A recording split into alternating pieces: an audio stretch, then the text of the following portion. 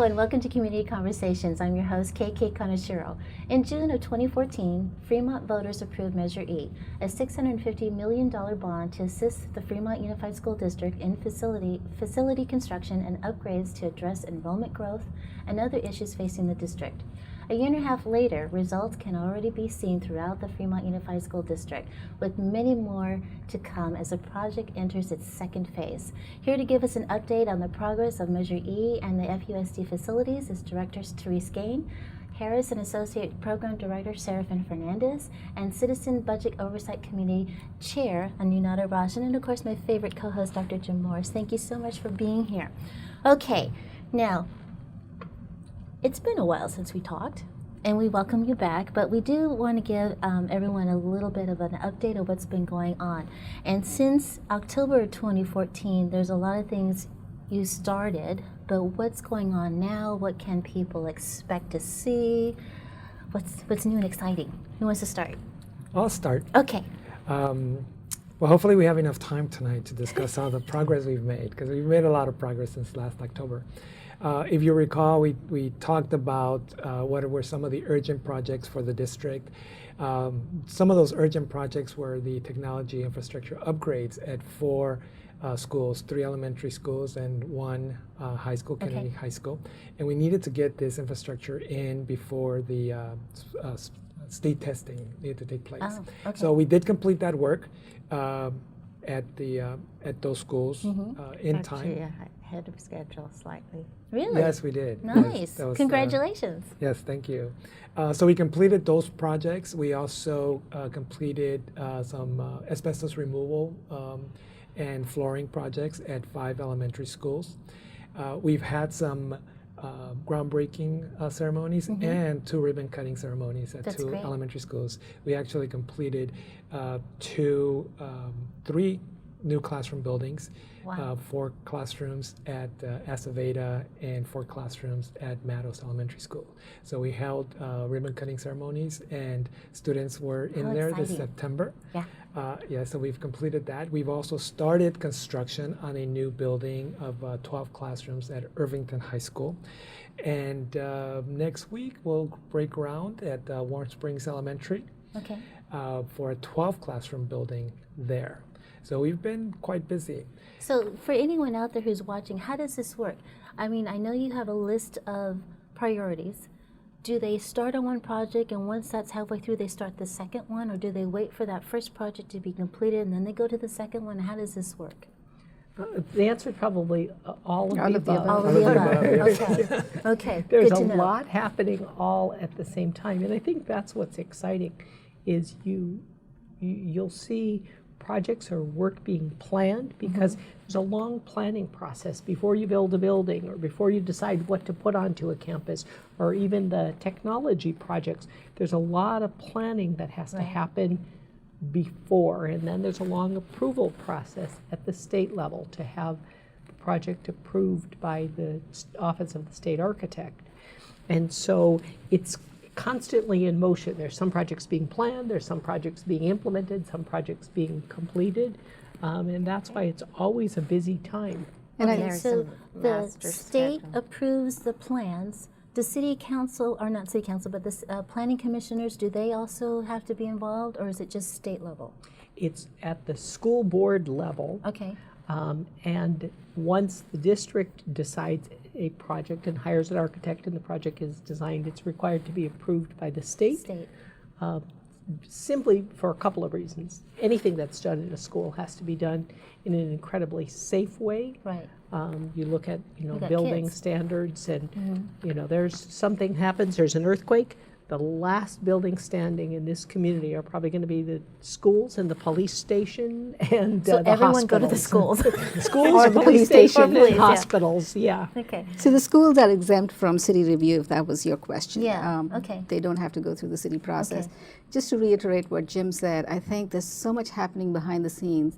And even on the CBOC, when we started having our monthly meetings for the first 6 months, there was a ton of work that was going on. There was a lot of money that was being spent on the technology updates and upgrades, but we didn't see much till we actually saw the 2 classrooms be constructed. So there's just a ton of planning going on and a whole host of other activities, but I think people are beginning to see the larger projects Right. now. Yeah. Now, I know you had a huge list of priorities to work on. And I know, from you started in October 2014. Is there a deadline where all this whole big list has to be done, or is it? There's not a hard deadline, but there's a Okay. master schedule, and the bond program is intended to last 10 years Oh, with good. 5 different, 5 different issuances of bonds. So we put together an implementation plan that plans for that cash flow in Okay. roughly 2-year increments. That's good. And that master schedule is actually on our website, so the public can go and look and see when their Perfect. favorite Perfect. school is going to get. And just to give you an idea of how fast we're moving, the program is planned for 10 years, and the cash flow comes in from the sale of bonds every 2 years. And so since we've started, we've actually already moved up our schedule Wow. to a faster pace. So right now we're trending to complete earlier than in 10 years on this program. That's great. Yeah. Now, how do you do all this work when school's in session? How do you not have the kids be curious about, oh, look at that tool, or look at that ladder, or how do you not disrupt classrooms so that the teachers lose focus? How does this work? Do you do it before and after school, or during school, or? Well, that's a great question, and we do address safety all the time. Safety is number one for all of our projects.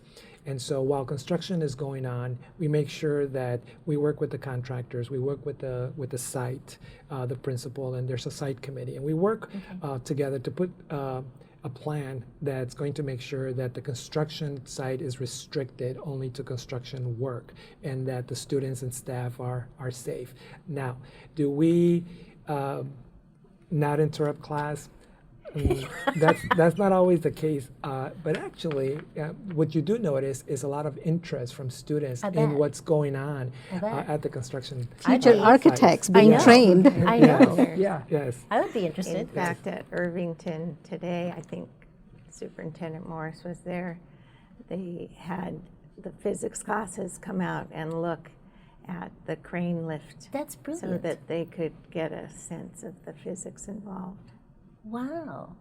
One of the things that our school great. sites have commented on is the professionalism of the construction crew and how well they've Oh, been nice. trained not to interact with the students, but just to stay focused on their work. But you're right. There are a lot of children who very happily spend a Right. recess time behind that fence kind of watching. Right. And believe me, I would be one of those kids because it's fascinating stuff to watch a crane lifting, Yeah. materials into a building, or, just the hustle and bustle of that construction site is really interesting. But there's a lot of careful planning that goes into it also to make sure if it's work inside of buildings that students are in or inside of classrooms. Generally, it's done outside of school hours. Technology wiring, that's not done when kids are in the Right. classroom. But if you're building a building, yeah, there is something going on and there is a little bit of noise that comes from it, but it's really done, it's planned with that school committee to minimize the disruption that Okay. happens at the school. No, so speaking of that, so when you're at different schools, each school has a different culture, different schedule, different generation of kids. So do you meet, or do they meet with the principals to get the gist of what's going on in that particular Yes, campus? we do. Okay. We do. We And then meet- you understand what's going on. Definitely. So we want to know exactly what's going on the campus. So we'll get the schedule of activities that the school will be Good. holding. We meet with that particular committee. So the committee on the site is made up by teachers and staff from that site itself. And they let us know what are the particulars, issues that we need to pay attention to at that site. And Okay. so we make sure that we address them. Yeah. So the site themselves is very involved with the entire process. And all That's during the construction manager is in touch with the principal on a daily, That's if great. not more frequent basis. Yeah, because I can imagine if they have a special assembly or Yeah, and Carnival. there are things that happen on that, you have to dig a trench in order to get water or electricity over to a building, well, there's going to be an area of that campus that's fenced off. Right. But generally, the noisy work, the intrusive work is done when students and staff aren't there to the greatest extent But they can't. possible. Yeah. There's also been this question about safety of kids, and not just in the construction site, but all of the construction workers that are there. I think there's just been an enormous amount of thought that's gone into it. The communications team has made sure that the parents have all their questions answered, and the site team makes sure that that's consistently the case as well. So that's been working really well too. That's great. Okay. Now, with this long list of things that need to be done, is it at every school that something's going to be done at, or is it only particular schools, or what is this measure covering? Is it every school in our school district? So members of the community can look on the website, and yes, every school will be touched in several ways, actually. I mean, there's technology projects at all of the schools, but then you'll see, you're right, some schools are getting more than others because some schools need more. But you'll see a list of projects, and there are several projects at every school in the district. And you can look at the plan, and you can see school by school exactly what will be done, which phase of the bond it's planned to be done in, and kind of use that. And that's one of the reasons we're very fortunate we have our Citizens Bond Oversight Committee that really is a watchdog group of members of the community. None of them are district employees. They're parents, they're interested citizens, they're members of senior citizens organizations, they're members of taxpayer organizations, and they have a function of monitoring, essentially to hold the district accountable for keeping the promises that we made to voters. Right. Which is great. And also to make sure that we communicate what's happening, like we talked about behind the scenes, the several different projects that are going on through the website.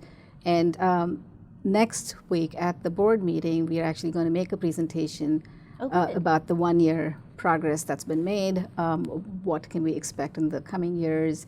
And so I hope many people will either come there or tune in to watch that. And the other thing that the CBOC wants to do is to come to meetings if community members want us to come there and talk about. Yes. Excellent. And so we'll have a dog and pony show, and we're ready to go anywhere if we get fed. But do you have a website that you would like to tell our viewers if they have any Therese, what's the questions? website? There is a website.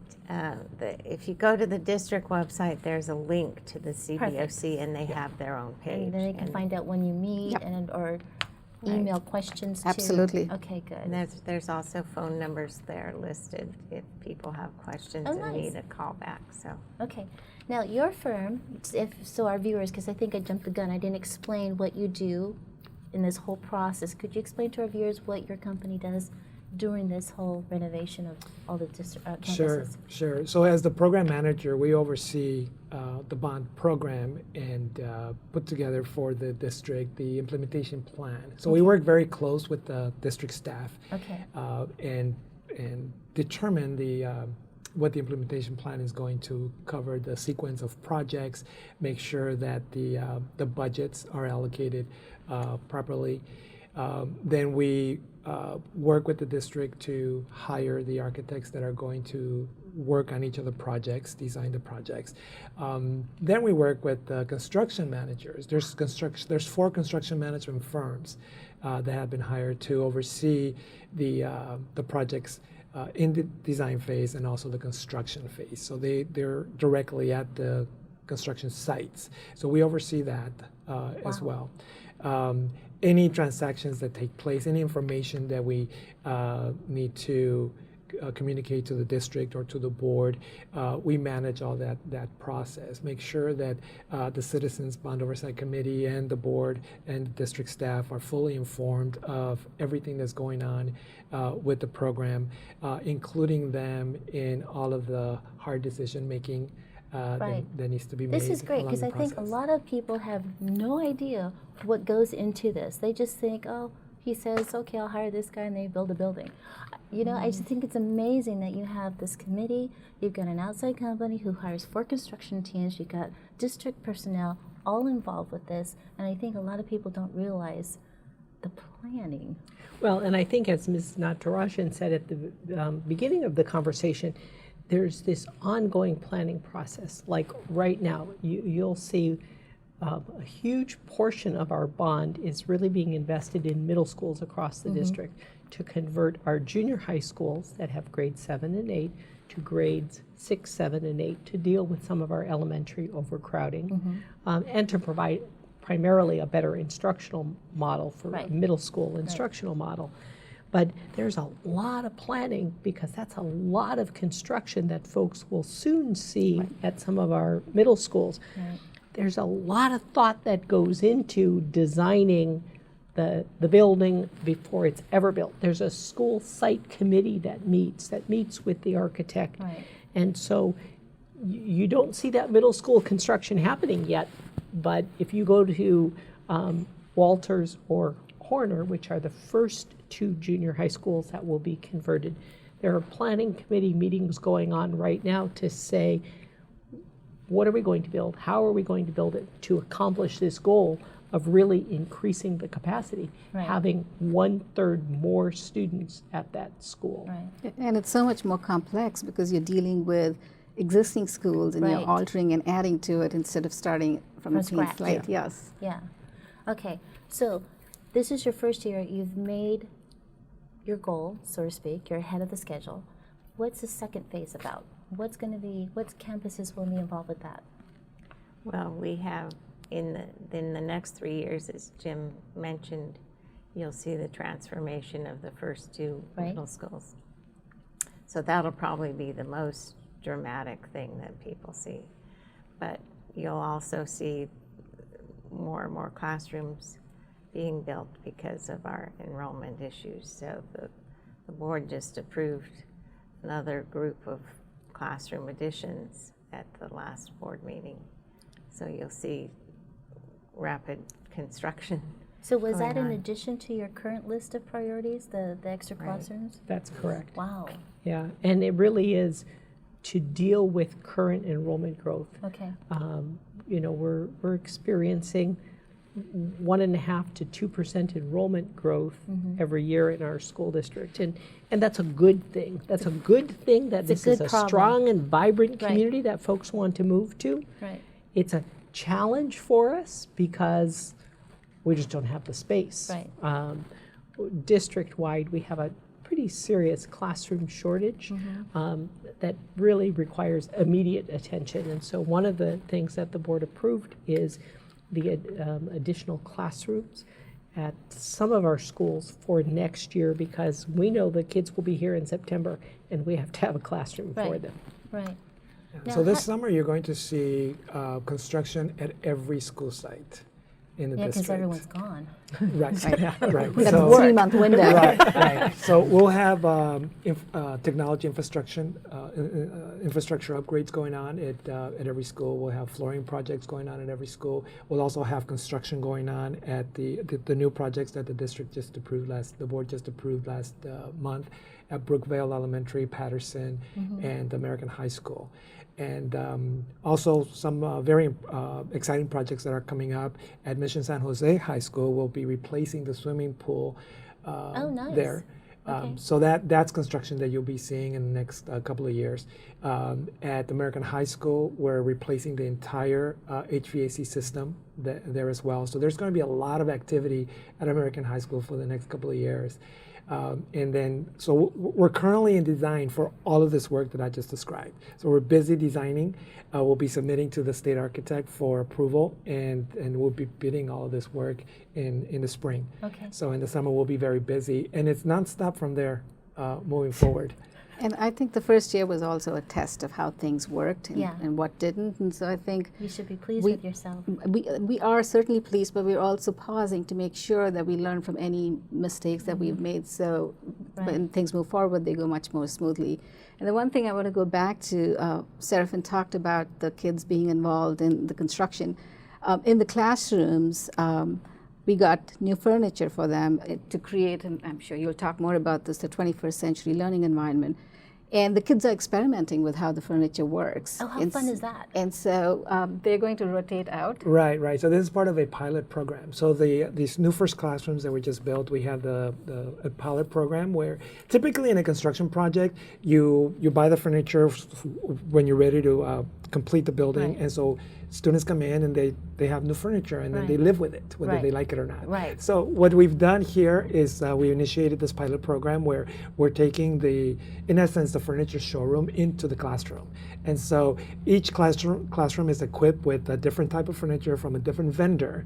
And so the vendor is proposing what they think is the best. This is a great way to get the 21st kids century- engaged. Yes, yes. So the students the are teachers. and Yeah, the teachers. yeah. So they're playing with it Right. for a series of 3 to 4 months. Then we'll switch it out, and so we'll do that about 3 times during the entire year. And then at the end of the year, we have committees that are going to be providing their feedback and input, and then we'll decide what is the best furniture for this classroom. So these kids are involved already in the process. I love that. That's Yes. great. On a similar but slightly different note at Azevedo, where we built a new building and it happened to be displacing an old play structure. Oh. The kids formed a little committee and gave us their input on what features were best and what should be with I what. think that's wonderful. It was And- I and would they- have loved to have been at that committee meeting. Well, and that You would have loved input- to have been a kid. I know. Yeah, that input was actually implemented into the play structure. Oh, nice. To the point where once it was built, Yeah. they actually approached the principal and they said, you need to tell the architect that this is not the scale because this is bigger than it was in the drawing. I love that. yes. Oh my gosh. And what grade level is this? 3rd grade. 3rd grade. Yes, they're very smart kids. They more than They they're start awesome. early. They Absolutely. do. Scary, but good. I would have loved to have been at the committee meeting, though, I have to say. This is great. Well, I can't thank you guys enough for being here. This has been wonderful. And from everyone here at Community Conversations, we appreciate you watching, and we'll see you next time. Thank you.